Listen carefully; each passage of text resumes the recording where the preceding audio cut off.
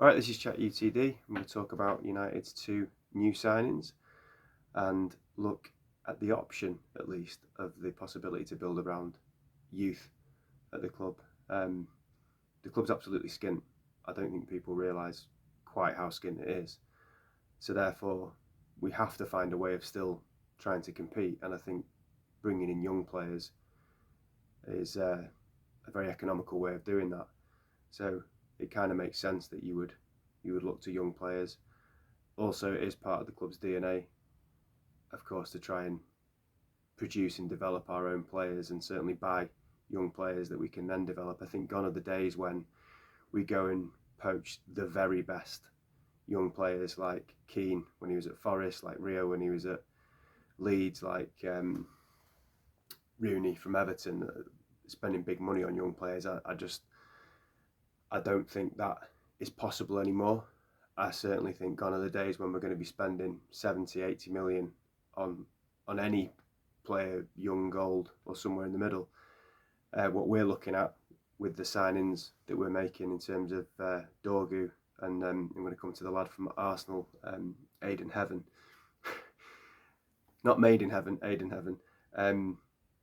We're buying potential, but we're not buying a sure thing, where with Ferdinand, Rooney, Keane, you pretty much were buying a sure thing that if we wouldn't have bought them, the other big clubs in Europe would have definitely bought them, and they'd have definitely gone and had the careers they had. So we're buying potential, and that word potential means could be great, could be something really special, but it might go the other way as well. It's not a sure thing.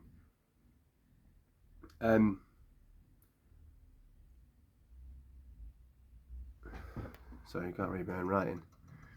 I think in the next few years for United to even start to get to stage one of the process that I've spoken about, which is top six regularly, eke out all the rubbish, build something of a philosophy and a way of playing that the fans can identify with and like.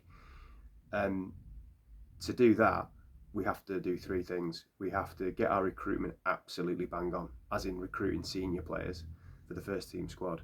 We have to get better at getting rid of players who are just not playing for the club. The six that I've mentioned: Casemiro, Rashford, Mount, Shaw, Lindelof, and Eriksen. Lindelof and Eriksen are out of contract in the summer. They'll probably go then. But there's 6 players there that are not kicking a ball for different reasons. We've got to get rid of players of that profile, so we've got to get better at that. And the third thing we need to do is invest in youth and have young players coming through from our academy as well. It's the only way we can do it with the money we've got available. And there's a ceiling to what we can achieve doing that, but that's what we have to do, and this is a part of it. So what I'm going to do today is just profile the 2 new players, but also then look at 2 players we brought in the summer, young lads who were highly thought of but very, very young, and 1 current academy player who's been there for a couple of years, and look at the profile of those players, look at their position, and look at the potential for them to get into the squad right now. Like, is there potential for them to play or get game time, looking at the dynamics of our squad? So we're going to go through it in order. First of all, looking at Dorgu. So Dorgu, done deal apparently, £30 million, 20 years old, 6'2", left wing back, athletic, quick, modern day fullback, I suppose, modern day wing back, probably better at attacking than defending. We desperately need a left-sided wing back, /left back. Physical attributes look like they're there. Obviously very young at 20, only played, I think, a sum total of something like 50 odd games for Lecce, senior games, so he's very untested, and that's in a very different league in a struggling team.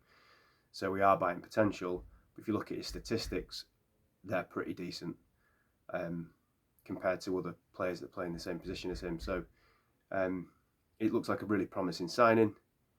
He's got to go in the team. Remember when we bought Ahmad for £37 million from Atalanta? I think Solskjaer was there then, and we didn't see him for 2 years.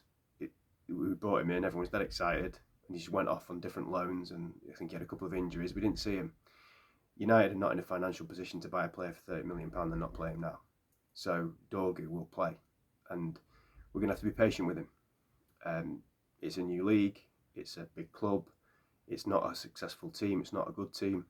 So we have to be patient, but I think he's got to play, and I think hopefully he'll give us that much more balance than what we've had for the whole of this season, and the vast majority of the last year, really. Obviously, in the absence of Luke Shaw. Then Aidan Heaven. Leon, I've got to give you credit for this. I loved your tweet before. Hello Heaven, welcome to hell. I don't know if you've nicked that off someone, but that really made me chuckle. That's a beauty. And his name, by the way, lends itself to so many different puns, play on words, songs. If he takes off as a player, he's gonna have a songbook, the lad. But anyway, 18 years of age, 6'2", again, centre back. I can't say I know loads about him, but made his Arsenal debut in the Carabao Cup against Preston this season. Very highly thought of. Apparently wants to come to United because he sees a pathway into the first team, whereas at Arsenal perhaps he doesn't. Now, what does that say about United? You know, we don't have a particularly good squad, and Arsenal do. But if his objective and his goal is to come and play, you can't knock the lad. People want to used to join us to win trophies, but you know those days have gone. Unsure with him as to how, as to what they're thinking. You know, is he someone that can come in and get some games this season? Is he someone who comes in and just beds in? I imagine it'll be the latter. I think he'll probably come and just bed in. But if you look at me, he's centre back, but he's played in centre midfield. He's played on the left. He's a big, strong boy. And you look at his profile as left-sided centre back. Would there be game time for him if we wanted there to be?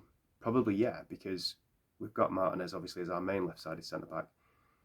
There's not anyone else who naturally left-footed who comes and fits into that position. And Martinez this season has remained fit by and large, but that's not a given. Obviously, it's been Martinez, and then Maguire's really made that middle spot his own, and De Ligt.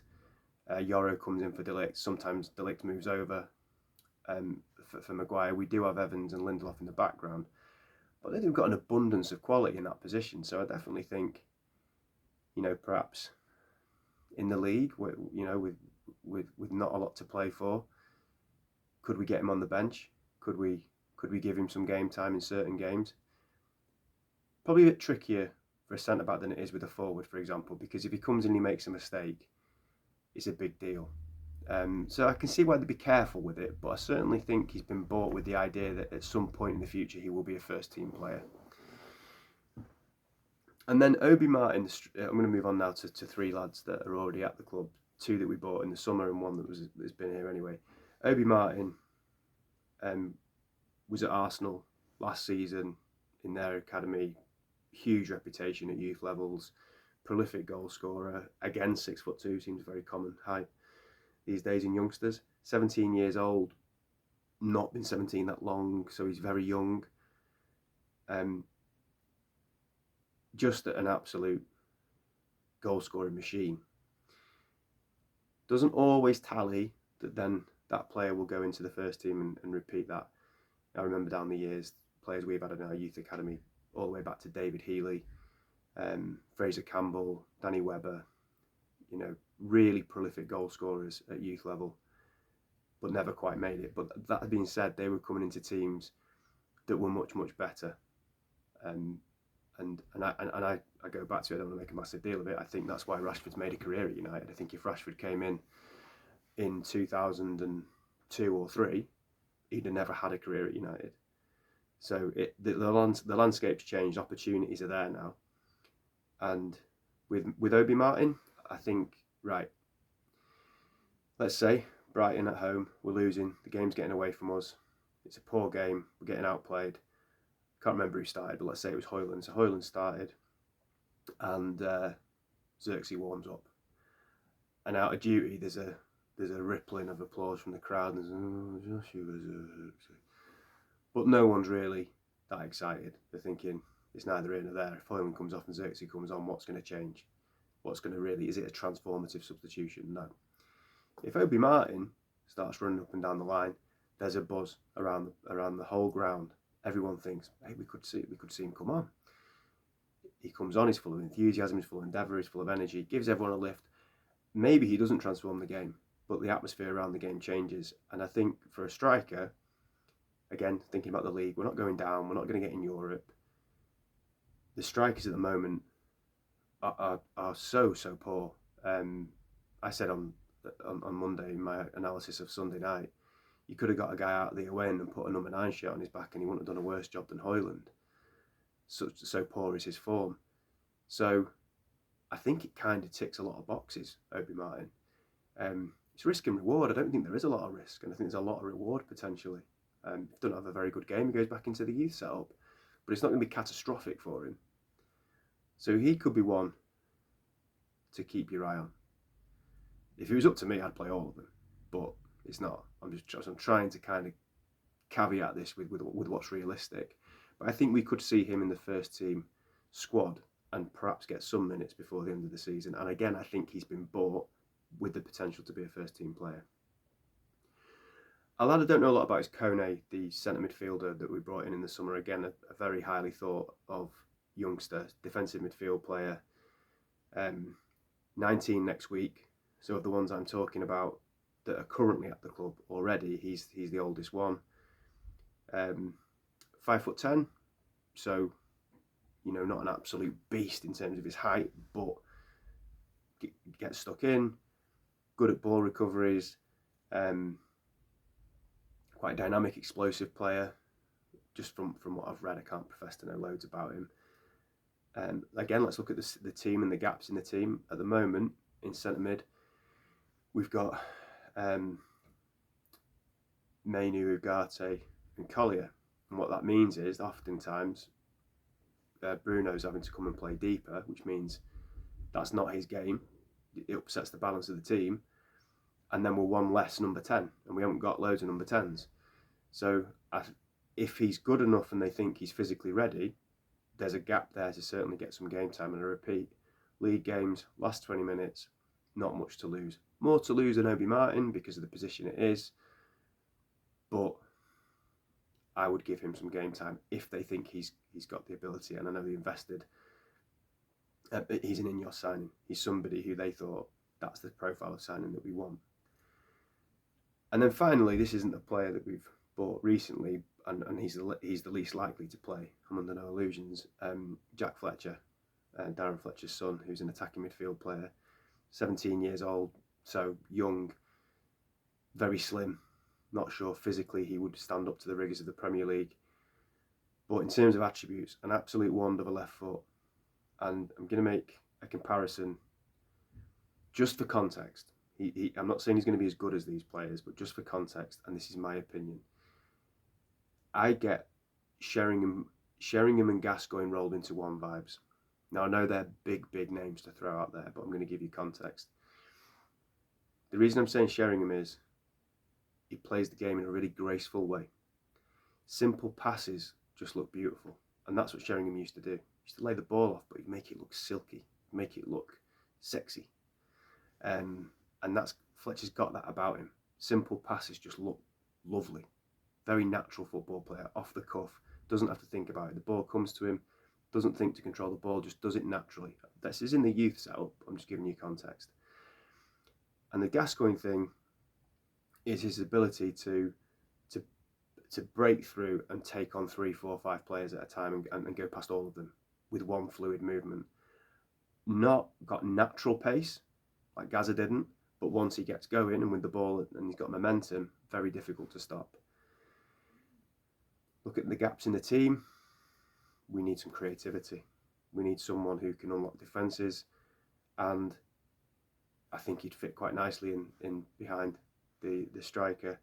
But it's his age and his physique that probably are a concern. I'd love to see him being in some squads though before the end of the season. So I picked 5 there. Two, break it down further actually. 1 first team signing, 1 who we're not sure whether he's going to be a first team or perhaps would play in the younger setup to start with. So those 2 new signings. 2 that we only brought in the summer but very highly thought of, and there's a lot of noise around, and 1 who's already at the academy. They're just 5. There's loads more, and you can pick your own. Who potentially could get into the squad and could form part of a foundation of something moving forward at least. So Jim, when he came in, I never heard him directly say this, but apparently he said that, you know, we don't want to be signing Bellinghams, we want to be producing our own. And I think at the very least, getting those players at a younger age, if we can't produce our own from scratch. And I think that's what this is. This is the type of thing, bringing these young players in, that in all likelihood really is born out of necessity. But it's hope that's born out of necessity, because if the idea is that we bring these lads in and build a team of young players because we can't afford to pay loads of money to bring big stars in anymore, then I'm all for it, because that's part of our DNA. That's part of who we're supposed to be. And I get chills thinking about a team full of 19, 20, 21-year-olds, and obviously supplementing it with some more experienced players. As I said before, you've got to get your recruitment right with senior players. You've got to release players who are done, and then you've got to do what we're doing here. Those three things. But if we've got a team littered with young players, I'm all for it. There's a limit probably to what we can achieve, but I'll enjoy it and be more invested in it. If the idea, though, is, and this is where I'm sceptical, is that they bring these players in, cultivate them till they're 23, 24 and sell them on for 100 million, then no. I don't want I don't want that to be the way we do things. And that's what I suspect might happen, because that's a Glazer thing to do. And if there's a Glazer option, it's normally the one that's taken, and it's normally the one that I have to compromise myself with, and it's normally the underwhelming option. So I'm massively sceptical. They are still there. We are still hampered by all of the Glazeronomics, by the lack of money, etc. And it wouldn't surprise me one bit if the objective here is get these in at a young age for next to nothing, sell them for big money. And I've mentioned before the Brighton model. Buy cheap, sell high. If it's that, then that's just, not what we want. But if it is that we're going to build a team of young players, albeit born out of necessity, then that's something that could give us some degree of success, but also would just be a lot more interesting and exciting to watch. Feel a lot more identifiable to me anyway. Just onto other stuff. I think it's coming into the last few days now of the transfer window that it actually shuts on February the 3rd, which is Monday. I didn't realise that until yesterday. So we do have a few more days yet. I think the importance of getting rid of Rashford and Casemiro in particular is massive. One, because clearly they're not part of Amrim's plans, and two, they're on astronomical wages and doing nothing. And in terms of a culture that you're bringing young players into, it's not the best when that's the dynamic that's there. So I think it's crucially important, if possible, that we get rid of those two. Lindelof and Eriksen are going to go in the summer because their contracts run out, and then the other two that I talk about are Mount and Shaw. Well, Shaw's back in training for a couple of days at least, and then Mount, by all accounts, Amrim fancies him and probably wants to give him a chance. But it's Casemiro and Rashford. They're finished, because that, I think, reading between the lines with Casemiro, I think it's an attitude thing. Perhaps he's done. Maybe his legs have gone, I don't know. And with Rashford, it's definitely an attitude thing.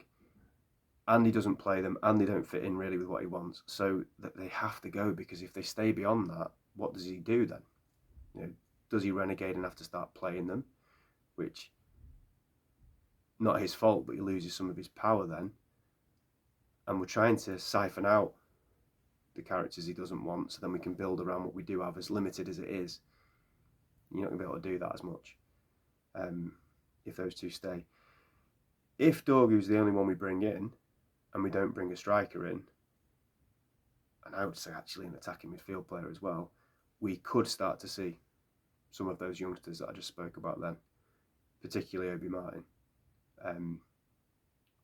because we need something. We need something to change in terms of that dynamism and the way that the team seems to express themselves going forward. So let me know your thoughts. That's my take on the potential youth options. And as I said, I've just picked those 5. I'm sure there's many more. I hope there's many more. And moving forward, I'd love us to build a team around young players. I've been saying that for a while. The concern, as always, and I always say it, is everything at United is tomorrow. Everything is in the future, and we would have to be patient, and it probably won't happen this season with some of those players. So it's for the future. I personally would give them game time in some of the league games that we've got left, because there's not a lot to play for, and I think it's risk and reward, and I think the reward far outweighs the risk, particularly with the more forward-thinking players. Glazers out.